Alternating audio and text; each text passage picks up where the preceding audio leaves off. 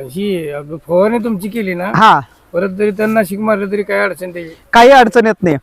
हे बघा, सगळ्यात महत्वाचा प्रश्न आहे, बऱ्याच शेतकऱ्यांना हा प्रश्न पडत असतोय की बाबा उसाला आपण फवारणी केलो आणि तणनाशक पण मारलं तर चालतंय का? तणनाशक हे सिलेक्टिव्ह हार्बिसाइड्स असते.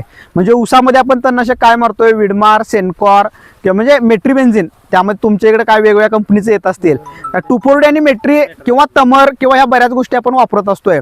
त्याच्यामुळं ऊस मरत नाही आपला. सिलेक्टिव्ह हार्बिसाइड आहे, म्हणजे तणनाशकच मारणारं ते औषध आहे.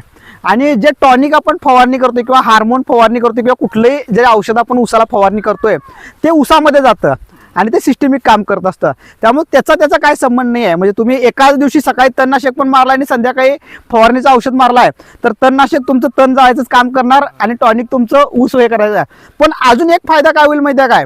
समजा आता सेन्सिटेबल आहे, 10,001 जरा सेन्सिटेबल आहे, 18,121 जरा सेन्सिटेबल आहे.